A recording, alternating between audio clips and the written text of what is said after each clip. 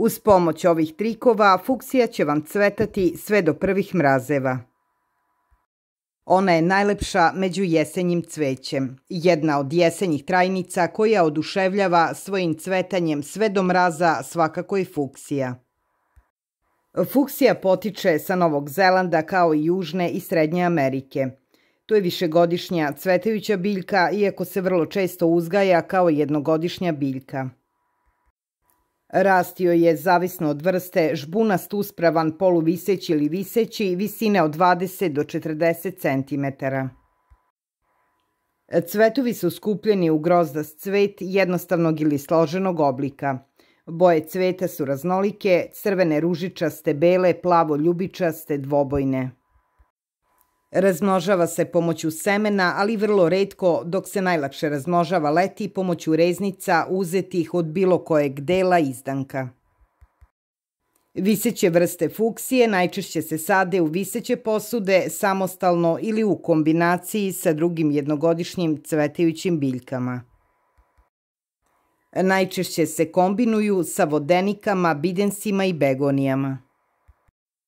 Zbog prelepog cveta koji podseća na minđušu, biljka je ponela naziv minđušica. Zbog karakterističnog izgleda mnoge podsećaju na balerinu koja igra ili zvončiće. Prema obliku cvetovi fuksije mogu biti jednostruki, polupuni i puni. Osim na terasama, srećemo ih i kao saksijsko cveće u unutrašnjosti doma, kao i u vrtu. Seju se u maju ili junu kada ne postoji opasnost od zimskih mrazeva, a presađuju se samo u novembru. One nemaju jak koren, pa nije potrebna velika saksija, dovoljno je da je presadite u za 2 broja veću posudu. Pri presađivanju koristite kombinaciju baštanske zemlje, zemlje za cveće u koju ste dodali malo humusa, koštanog brašna i zeolita. Kao i kod svake biljke i kod nege fuksije postoje trikovi uz pomoć kojih će ona cvetati sve do zime i duže trajati. Ukoliko gajite minđušicu u visećim saksijama, potrebno je da je zalivate svakodnevno, a sorte koje gajite u klasičnim saksijama trebalo bi zalivati na par dana. Prilikom zalivanja morate biti pažljivi jer ukoliko se voda sipa preko cvetova i listova, biljka može lako da propadne. Fuksiju nikada ne bi trebalo da natopite vodom, ako vam se to desi obavezno odlijte vodu iz podloška saksije. Ova prelepa biljka će vam duže cvetati i trajati samo ako se redovno zaliva i dobija dovoljnu količinu svetlosti i da nije direktno izložena suncu. Ona voli svetlost, ali joj prija da bude u hladovini. Ako je leto pretoplo, morate je zalivati 2 puta na dan. Takođe, neophodno je prihranjivati je na svake 2 nedelje od februara pa do avgusta.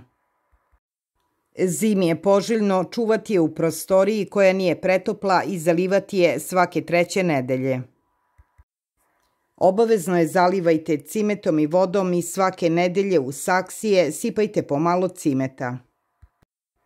To će je sačuvati od bolesti i štetočina. Leti se mogu čuvati u dvorištu, kući, na terasi tokom toplih meseci, samo je bitno da je u hladovini i da saksije ne premeštate često sa jednog mesta na drugo. Ona zna da se pobuni ako je preselite i tada će odbaciti sve cvetove i neće rađati nove dok se ne prilagodi novom okruženju. Ukoliko se uzgaja u kući, najviše će joj prijati mesto pored istočnog ili zapadnog prozora, dok je u dvorištu bitno da nema direktan dodir sa suncem. Fuksiju često napadaju lisne uši i vinove pipe i to dovodi do savijanja listova. Mogu je napasti i gljivične bolesti i oštetiti joj listove i cvetove. Da biste je zaštitili, ne treba joj zalivati listove i ne sadite ih pregusto jednu uz drugu. Radi preventive od gljivičnih bolesti zalivajte je cimetom i vodom, sodom bikarbonom, praškom za pecivo i vodom. Da bi bujnije cvetala, redovno joj uklanjajte osušene listove i cvetove i orežite je. Tada će početi da raste kao iz vode. Kada prođe leto, unesite saksije u kuću i ostavite je da miruje do novembra. Tada je presadite u 2 broja veću posudu i smestite je gde će imati dovoljno svetlosti kako bi mogla da prezimi. Na proleće je opet orežite pre nego što je iznesete na terasu i ona će se podmladiti i cvetaće još bujnije.